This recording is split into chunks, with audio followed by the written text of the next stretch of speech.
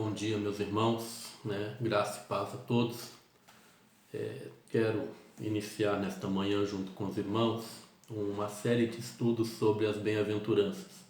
A minha proposta aos irmãos é não ser exaustivo, mas na verdade tratar do Sermão do Monte de alguns princípios importantes para a nossa vida. Quando nós olhamos para o Evangelho de Mateus, nós podemos encontrar pelo menos dois princípios nesse Evangelho, para compreendê-lo melhor. Primeiro, Mateus foi escrito para testificar que Jesus era o Messias da promessa do Antigo Testamento. Então ele foi escrito de maneira mais específica para os judeus. E segundo, apresentar a missão messiânica de Jesus em trazer o reino de Deus até os homens. Então, quando nós olhamos para o Sermão do Monte, talvez ele seja um texto muito mal interpretado. Por quê? Porque uns dizem, olha, o Sermão do Monte é o plano de Deus para a salvação. E que se desejamos ir para o céu, nós precisamos então obedecer às regras contidas ali. Se pensarmos assim, vamos transformar este texto bíblico, esta mensagem de Jesus, em uma regra no sentido de que a salvação é pelas obras. Se eu cumprir aquilo que está aqui, então eu serei salvo. Uma outra ideia que existe também é que é um tratado, outros chamam de um tratado de paz mundial. Ou seja, é um chamado às nações da terra de aceitar aquilo que está no Sermão do Monte. Então, se olharmos desta maneira, este texto bíblico ele se torna apenas ele tem apenas um aspecto político, então somente isso. Outros ainda dizem que o Sermão do Monte se aplica aos dias futuros, não aos dias de hoje. Valerá para um tempo futuro, quando o reino milenar será implantado. Então ele torna-se apenas algo escatológico, ele não tem aplicação para o momento. Mas quando nós olhamos para o Sermão do Monte, nós vemos uma descrição muito íntima do crente, mostra ao homem não como ser salvo, nem como será a vida no porvir, mas apresenta as características que precisam, que devem estar presentes naquele que nasceu de novo, aqui e agora, como cidadão do reino. Dodd, um teólogo norte-americano, na sua introdução ao Novo Testamento, ele fala que o Sermão do Monte é o código de ética do reino de Deus, é o código de ética do cidadão do reino. Então quero pensar com os irmãos a respeito deste texto bíblico. Diz assim a palavra do nosso Deus em Mateus capítulo 5, versos de 1 até o verso de número 12. Vendo Jesus as multidões, subiu a um monte e começou, como se assentasse, aproximou-se os seus discípulos. E ele passou a ensiná-los, dizendo: Bem-aventurados os humildes de espírito, porque deles é o reino dos céus. Bem-aventurados que choram, porque serão consolados. Bem-aventurados os mansos, porque herdarão a terra. Bem-aventurados que têm fome e sede de justiça, porque serão fartos. Bem-aventurados os misericordiosos, porque alcançarão misericórdia. Bem-aventurados os limpos de coração, porque verão a Deus. Bem-aventurados os pacificadores, porque serão chamados filhos de Deus. Bem-aventurados os perseguidos por causa da justiça, porque deles é o reino dos céus. Bem-aventurados sois quando por minha causa vos injuriarem e vos perseguirem, e mentindo disserem todo o mal contra vós. Regozijai-vos e exultai-vos, porque grande é o vosso galardão nos céus, porque assim perseguiram os profetas que viveram antes de vós. Então, quando nós olhamos para este texto, nós vemos aquilo que Jesus espera dos seus súditos. Mas eu acredito que para entendermos que a peça-chave aqui para os tesouros do Sermão do Monte, as riquezas que tem neste ensino, está em Mateus 5:20. que vai dizer assim: porque vos digo que se a vossa justiça não exceder a muito a dos escribas e fariseus, jamais entrarei no reino dos céus. A chave para os tesouros do Sermão do Monte está aqui, que a justiça do crente, ela tem que exceder a religiosidade, ela tem que exceder o tradicionalismo e tudo mais. A ideia aqui que Jesus está trabalhando conosco é sobre a verdadeira justiça. Os líderes religiosos entendiam que a justiça era algo artificial e exterior, baseado apenas na lei, no cumprimento rígido da lei. A justiça que Jesus descreve é verdadeira e essencial. Começa no interior, né, no coração da pessoa, né, no coração daquele que crê. Os fariseus preocupavam-se com os mínimos detalhes da lei, né, da conduta, mas deixavam de cuidar daquilo que era mais importante, o caráter. E a conduta é decorrente do caráter. Jesus transmitiu então esta mensagem aos cristãos como indivíduos, não ao mundo incrédulo em geral. Os ensinamentos do Sermão do Monte, eles são repetidos para a igreja de hoje, né, nas epístolas do Novo Testamento. A princípio, Jesus proferiu estas palavras aos seus discípulos. Verso de número 1 diz assim: aproximando-se os seus discípulos. E mais tarde, estes mesmos discípulos transmitiram estes princípios espirituais, morais e éticos à igreja. Efésios 2:20 diz que a igreja está fundamentada, edificada sobre o fundamento dos apóstolos. 1 Timóteo 3, 14 e 15 vai falar sobre esteio e coluna da verdade. Então, nós precisamos ter isso na nossa mente para compreendermos o sermão e a aplicação dele na nossa vida.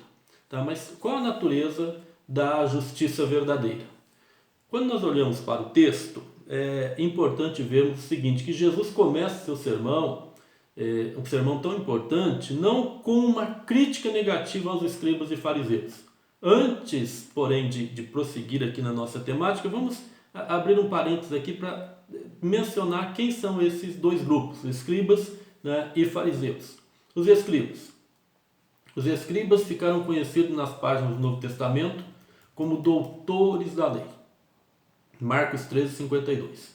Por serem profundos conhecedores das Escrituras, né? Esdras 7:12. Eles não podem ser estritamente definidos como uma seita, mas sim como membros de uma espécie de academia dos tempos bíblicos. Por isso, se sentiam no direito de interpretar a lei para o povo. Eles eram uma influência negativa para o Evangelho, para Jesus. Por quê? Porque eles monopolizavam a interpretação da palavra de Deus. Isso está lá em Marcos capítulo 12, versos 28 até o 34. Eram tão audaciosos que chegavam a afirmar, né, que os seus mandamentos excediam em dignidade os mandamentos de Deus. Diziam eles a seguinte palavra, né? As palavras dos escribas são mais amáveis que as da lei. Entre as palavras da lei existem as importantes e as banais. As dos escribas, todas são importantes. Enciclopédia da Vida de Jesus, página 99. Determinavam as regras para a liturgia do culto. Mateus 23:13. Por ocuparem uma posição de destaque, os escribas decidiam quem deveria participar das reuniões e quem não deveria. Era desta forma que funcionava. Negligenciavam o mandamento de Deus e guardavam as suas próprias tradições. Mateus capítulo 23, versos 2 e 3. Ou seja, não tinham escrúpulos em equiparar seus ensinamentos aos preceitos humanos, aos mandamentos do próprio Deus. Tá? Então, esses eram os escribas. Agora, os fariseus. Fariseus deriva de uma palavra que significa separado, né? Denominava um grupo judeu extremamente apegado à Torá, né? ao Pentateuco, aos Salmos e Profetas, né? Livro sagrado dos judeus. Formavam entre o povo judeu uma espécie de comunidade à parte, eram a elite né, do povo, não se misturavam. Escribas e fariseus eram simpatizantes entre si quando interessavam as coisas. Há fortes indícios de que alguns escribas eram também fariseus. Jesus os considerava como condutores cegos e falsos guias, e os reprovou por várias razões. Primeiro, eles insultavam Jesus repetidas vezes, pois não toleravam ver Jesus realizando milagres no sábado, não toleravam ver Jesus assentando-se com aquilo que eles consideravam como a escória da sociedade, né? Levantavam-se contra Jesus de comum acordo com os saduceus. Por outro lado, eram bastante otimistas quanto a uma intervenção divina na redenção final da nação judaica. Vai aparecer um outro termo aqui, né? Saduceu. Os saduceus não criam em anjos, não criam na ressurreição, não criam em várias coisas que os fariseus criam, mas por conveniência às vezes eles se uniam. Afastavam pessoas que a princípio haviam crido em Jesus, com evidente ódio, calúnia, instigavam o povo contra Jesus. Lembram-se do cego que foi curado?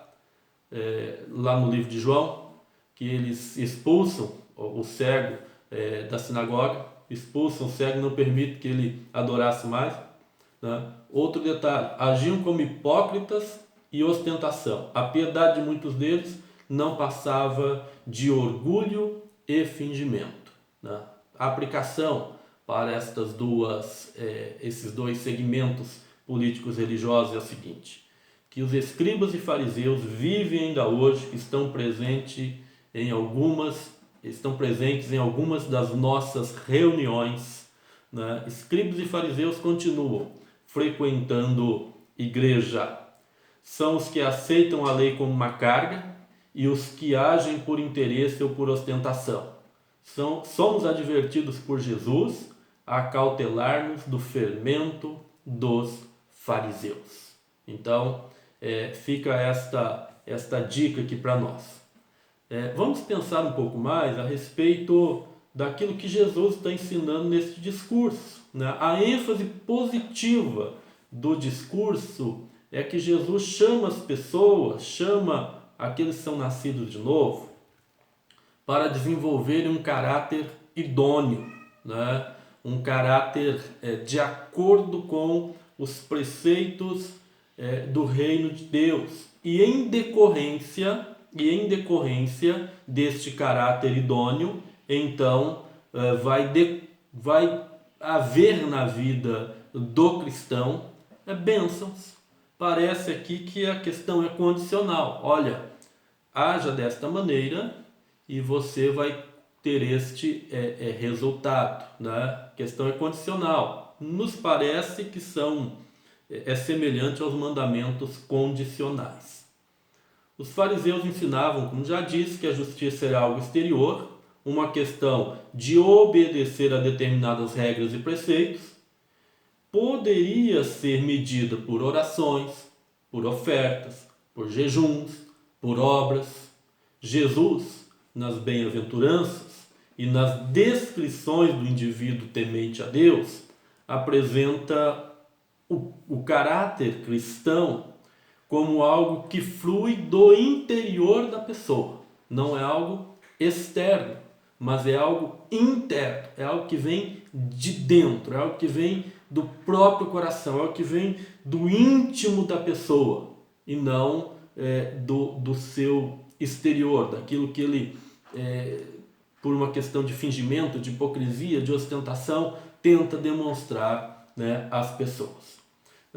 Podemos imaginar aqui, meus irmãos, a atenção das pessoas, como a atenção das pessoas foi despertada quando Jesus proferiu a seguinte palavra: bem-aventurados.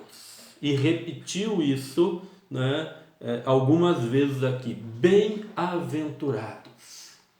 Bem-aventurados vem do grego, né, makarios. E no latim é beatus, de onde vem beatitude, e quer dizer feliz, abençoado. essa palavra tinha um significado muito importante, muito forte para aquelas pessoas que ouviam Jesus naquele dia, pois expressava a ideia de alegria divina e perfeita. Não era um termo usado para os seres humanos, pois descrevia o tipo de alegria experimentada apenas pelos deuses ou pelos mortos. Essa bem-aventurança sugeria satisfação e suficiência interiores que não dependem das circunstâncias externas para se ter alegria. É isso que o Senhor oferece aos que confiam nele. Jesus oferece uma alegria que flui, uma alegria que sai, uma alegria que brota, uma alegria que jorra do próprio coração. Para você refletir, você se considera uma pessoa feliz? Onde encontra a sua felicidade? O que precisamos fazer para ser pessoas bem-aventuradas? Nós vamos responder estas perguntas na medida que caminharmos nos nossos estudos, né? Mas já quero que você reflita sobre isto. Como esse é o nosso primeiro estudo, é apenas um estudo introdutório, vou deixar apenas algumas lições práticas e nossos próximos encontros nós veremos outros pontos do que Jesus está falando sobre ser bem-aventurado, sobre ser feliz, sobre ser macário, sobre ser um beatos dentro da raiz, né, da palavra. Né? Primeiro, lição prática. Tenha Jesus como Rei e Senhor. Apocalipse 19:16 vai dizer que Jesus é o Rei dos Reis, o Rei dos Reis e o Senhor dos Senhores. Se as bem-aventuranças são princípios do reino de Jesus, este reino que ele já inaugurou na terra e um dia será consumado, só é possível se sujeitar com uma postura de obediência a esses princípios se você reconhece Jesus como seu Rei e como seu Senhor. E aqui fica a pergunta: você reconhece Jesus como Senhor e Rei da sua vida? Se sim, a sua postura deve ser coerente com os princípios deste reino e com os princípios estabelecidos por este reino. Segunda lição prática. Coloque os ensinamentos de Jesus em prática na sua vida. Tiago, capítulo 1, verso 22, diz que não devemos ser apenas ouvintes da palavra, mas que precisamos ser praticantes. Aprendemos que mudança será mudança quando existe mudança. Mudança será mudança quando existe transformação. Lemos que Jesus fala para uma multidão, mas nem todos na multidão são conhecidos como discípulos, pois discípulo é aquele que ouve a voz de Cristo e coloca em prática os seus ensinamentos. Aquele que tem ouvidos para ouvir, ouça o que o Espírito diz à igreja. E só consegue ouvir quem é discípulo.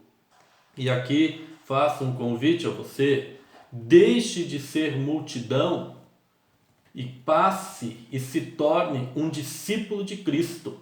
Pratique a palavra de Deus. Seja bem-aventurado. Terceira lição. É melhor ser do que ter. Mateus capítulo 6, versos 19 e 21, vai falar a respeito de tesouros. Onde você acumula os teus tesouros, ali estará o teu coração. O ensino do Sermão do Monte e, sobretudo, as bem-aventuranças estão nos mostrando uma postura correta daquele que recebeu a Cristo como seu Senhor e seu Salvador e passou a ser um cidadão do reino. E para o cidadão do reino, o importante não é ter, mas o importante é ser e cumprir a sua missão. né, e cumprir a sua missão. Não é obter coisas para juntar tesouros perecíveis na terra, e sim ser reconhecido como alguém semelhante a Jesus, um imitador de Jesus. Onde você tem ajuntado tesouros? No céu ou na terra? Junte tesouros, meu irmão, minha irmã, para a eternidade. Quarta lição: busque a sua felicidade em Cristo. O Salmo de número 1 também começa dizendo: bem-aventurado o homem que não anda segundo o conselho dos ímpios, não se detém no caminho dos pecadores, nem se assenta à roda dos escarnecedores. Antes tem o seu prazer na lei do Senhor, e na sua lei medita de dia e de noite. Será como árvore plantada junto a ribeiros, cujas folhas não murcham, e dará fruto na estação própria. Quando nós pensamos no mundo que nós vivemos hoje, um mundo muito marcado pelo hedonismo, o hedonismo é aquela ideia, aquela filosofia que as pessoas buscam o prazer, buscam ser felizes, independente se aquilo que estão fazendo é moral ou imoral ou amoral, né? É a felicidade a qualquer preço. Mas o cristão entende que foi chamado não para ser feliz, mas sim para glorificar a Deus e fazer Jesus conhecido através das suas atitudes. Portanto, reconheça que a sua felicidade está em Cristo, cumprindo a vontade de Deus, sendo imitador de Jesus e assim sendo um cristão melhor e fazendo a diferença neste mundo. As bem-aventuranças descrevem as atitudes que devem estar presentes em nossa vida hoje. Que a vida, o caráter, o exemplo pessoal de Jesus sejam bússolas para dirigir nossos passos nas pegadas do Mestre. Que o Senhor nos abençoe, que nos nossos próximos encontros a palavra de Deus fale mais aos nossos corações. Em nome do Senhor Jesus.